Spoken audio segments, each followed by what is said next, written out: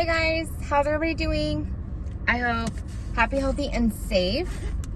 So, if you're new here, hello. My name is Christina, and I live in Mexico, and I cross the border to go to work.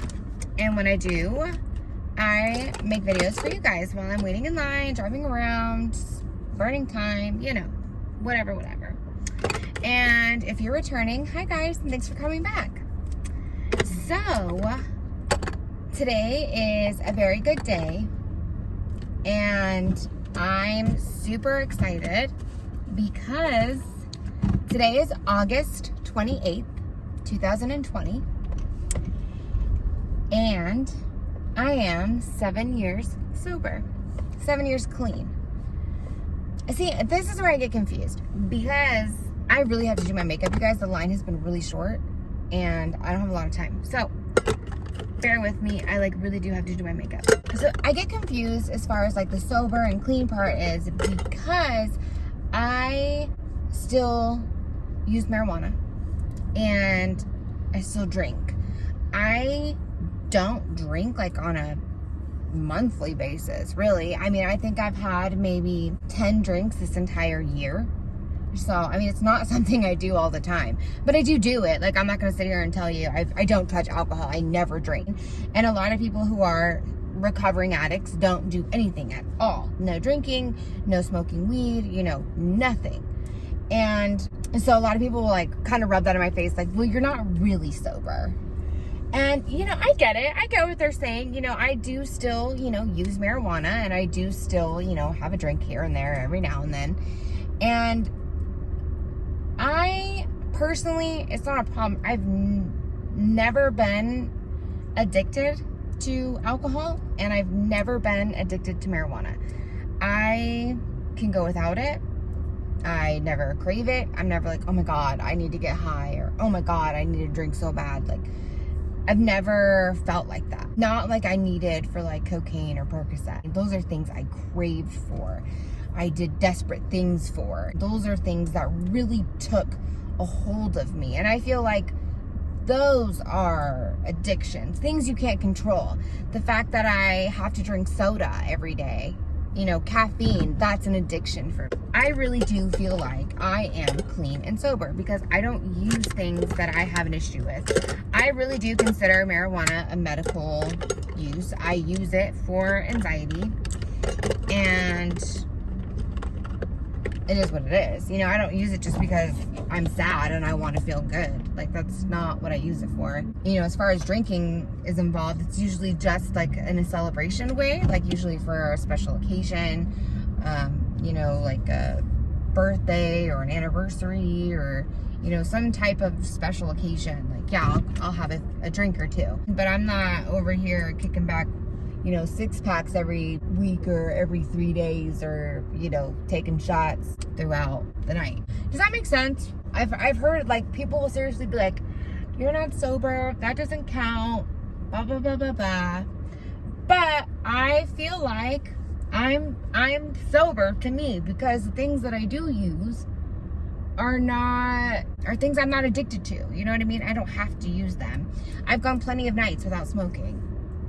Plenty. To be honest, I actually only smoke maybe 4 or 5 nights a week. I don't even smoke every day. I don't. It's not something I need or I have to do, But with that being said, I'm really proud of myself because I can tell you 8 years ago, I never thought I would be here. Nope. I was so scared that drug was going to kill me. And I'm talking about Percocet.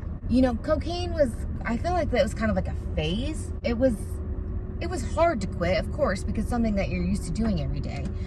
But I really do. I felt like it was kind of a phase, it was the cool thing to do at the time. When I first found out I was pregnant, I realized, okay, I can't use it anymore.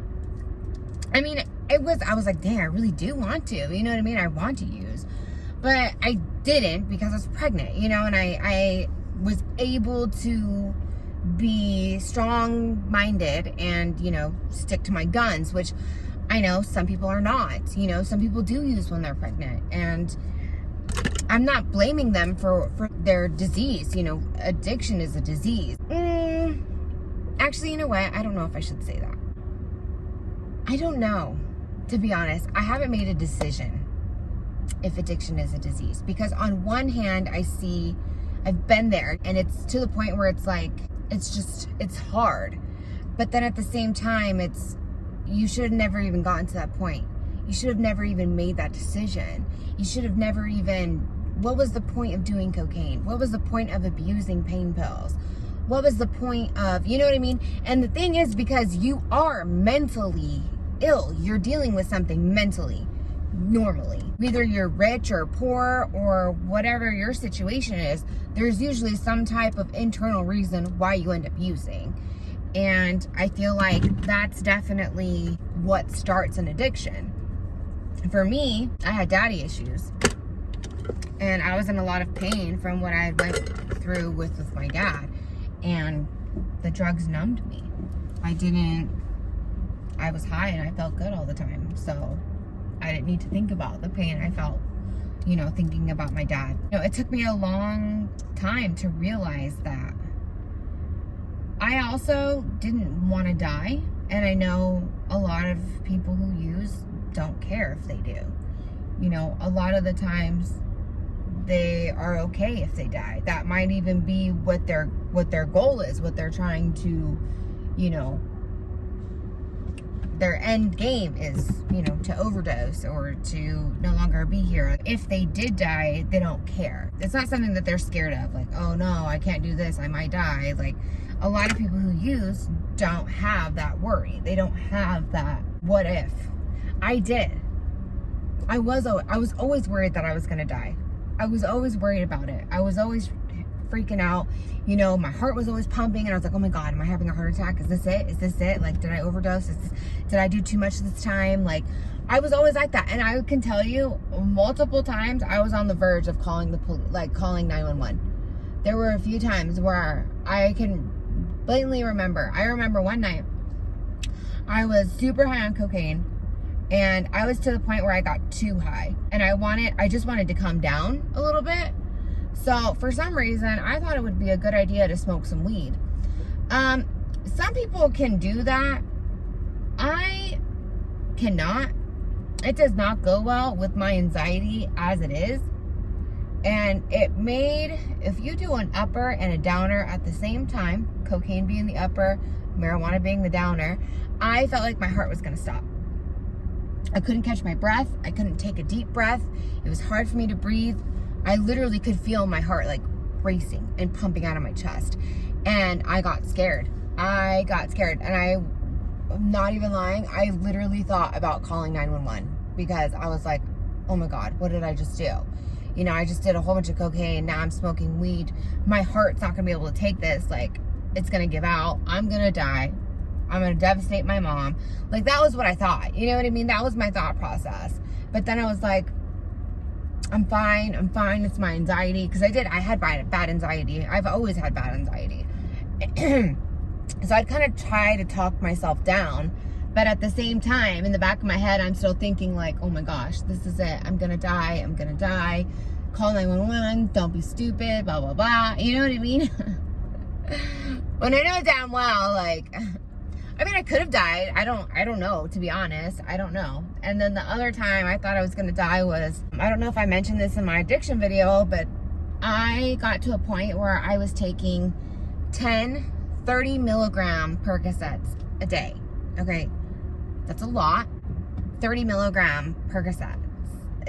It's a lot. If you know about the drug, it's a lot. And I was to the point where I was taking 10 often, and my body had gotten used to it. So I wasn't feeling like high anymore. So one day I did 11. And I did not feel good. I definitely felt faint. I felt like my heart was slowing down. I felt like it was hard to breathe. And the only thing I wanted to do was go to sleep. And I freaked out. I was like, I don't think I'm going to wake up.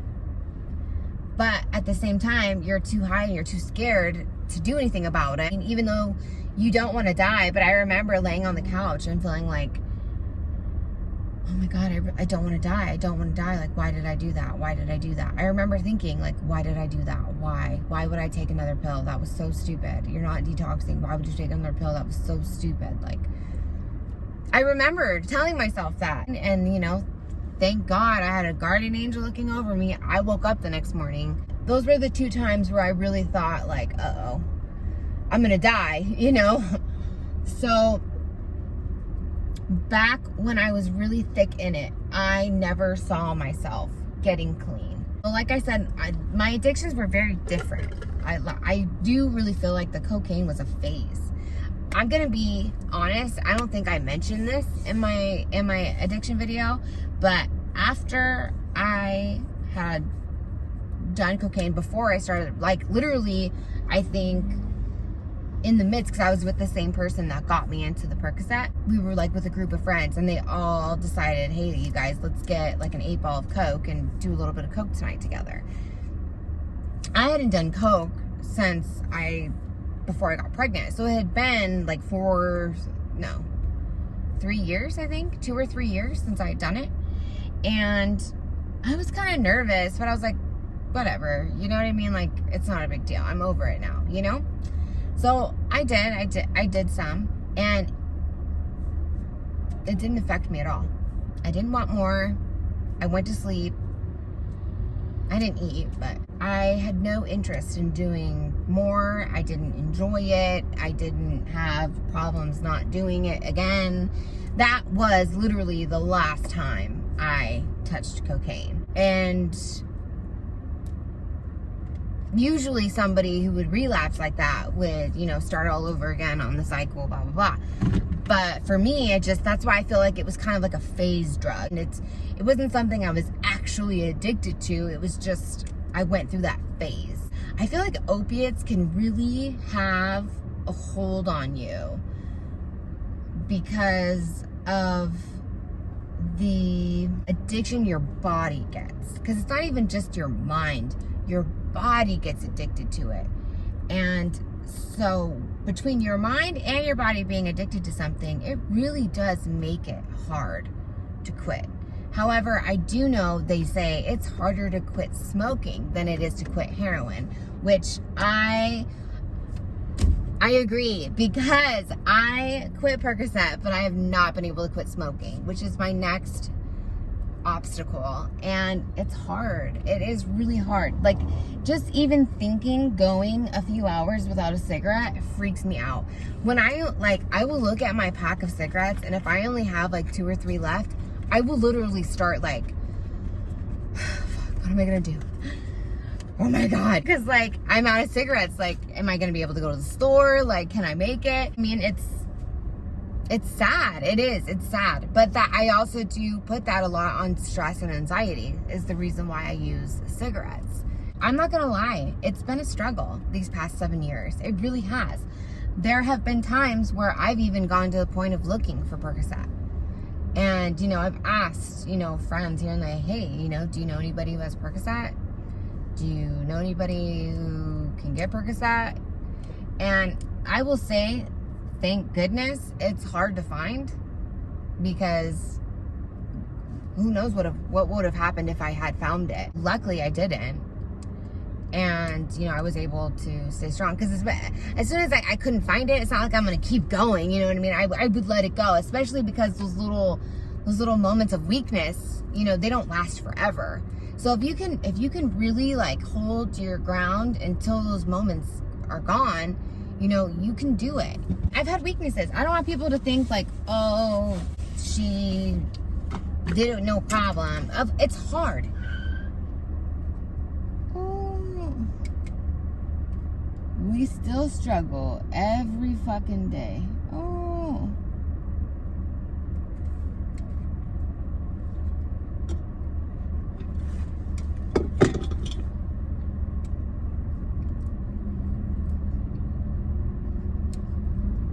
What the fuck did he do?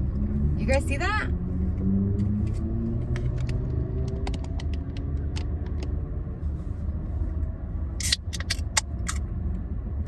I don't even know what happened or what he did. But they had another truck behind us too.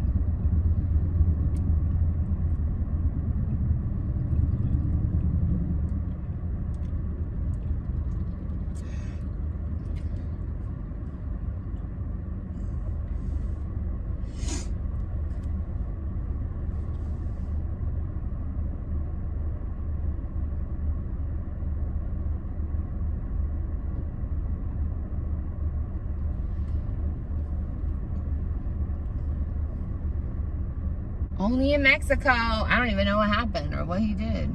Sorry guys, that was funny. Okay, sorry. Mexico. Anyways, yeah, I don't want people to think it's like some walk in the park, because it's not. It's not. It's something that you're gonna have to fight with for the rest of your life. It's hard because Percocet makes you feel so good. And I'm not saying this like, oh yeah, go do it. Don't. But it is, you know what I mean? Like there have definitely been times where I've wanted, of times of weakness, and I've wanted to use. Like I said, thank goodness that I wasn't able to find it. Helped me, you know, stay sober and clean. And the few times I have had to use it, I was able to use it as prescribed. Like for example, my meningitis. When I had meningitis, I used it completely as prescribed. I feel like because I was only 6 months clean, I was still really like mindset, like I'm done with that. You know what I mean? I'm not going back there. I feel like the longer it went on, that's when it got harder. You know what I mean? Because then I was like, I could handle doing it a few more times. I could do it a few more times just to feel good. When in reality, no, you cannot. That's what you're gonna tell yourself. Like, oh, one more time won't hurt. It's gonna hurt. It's gonna hurt, girl. Don't do it. Okay? Like, it's not worth it. So, but that's the kind of stuff that you'll tell yourself. I really want to know what that guy did. I'm nosy. Anyways, okay. So I'm proud of myself. I'm proud of myself for making it 7 years. I don't really care what other people think. You know what I mean? Because I smoke weed and I have a drink every now and then. Like I said, I don't abuse any substances. So it's not like I'm walking around high all the time. I don't go to work high. I don't wake up high. You know, I use it to go to sleep. Unless I'm having a really bad day and I'm off and staying home. And like I said, I drink when it's like a special occasion. So, yeah. So, that's it. I just wanted to share my success with you guys. But I hope you guys have a fantastic day. I hope you guys enjoyed this video. And as always, subscribe, like, and share. And I'll see you in the next one. Bye.